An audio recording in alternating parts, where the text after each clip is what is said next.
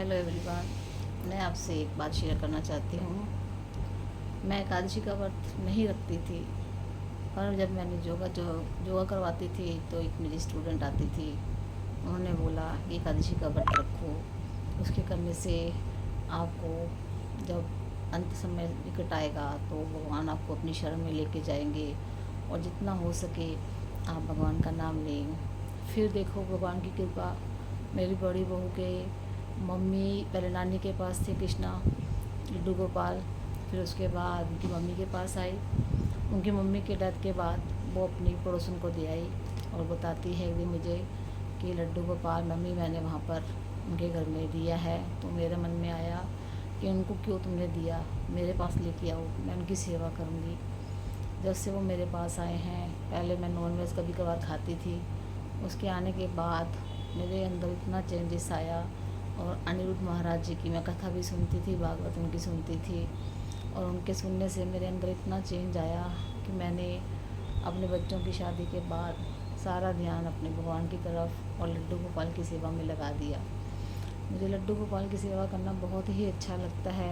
मुझे ऐसा लगता है जैसे मेरे दोनों बच्चे नौकरी के सिलसिले में बाहर रहते हैं, तो मुझे ऐसा लगता है कि वो तीसरा बच्चा बन के मेरे पास बैठे हैं। मैं उनको भगवान के रूप में नहीं, अपने बच्चे के रूप में देखती हूँ। वो मुझे छोटे से लड्डू गोपाल मेरे ऐसा लगते हैं जैसे मेरा छोटा सा नन्हा मुन्ना बच्चा है। उनके साथ रह के मेरी दुनिया ही बदल गई। और अगर उनको कोई भी तकलीफ़ होती है, जैसे हम बाहर गए, बाहर फ़ॉरेन में घूमने गए, तो जैसे लड्डू गोपाल जी को उन्होंने कहा कि बैग में पैक कर दो, बाहर के लोग इतने आस्था नहीं रखते, और जैसे ही उन्होंने बैग में उनको पैक किया तो मेरी आँखों से झरझर आंसू बहने लगे।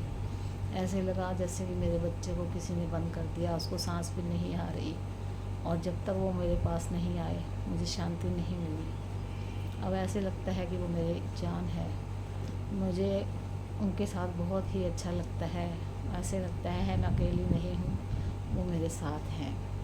इसी प्रकार कान्हा पे मेरा विश्वास इतना टूट हो चुका है कि मुझे हर तरफ कान्हा ही कान्हा नज़र आते हैं, और भगवान की तरफ भी उन्होंने मेरे को जोड़ लिया है।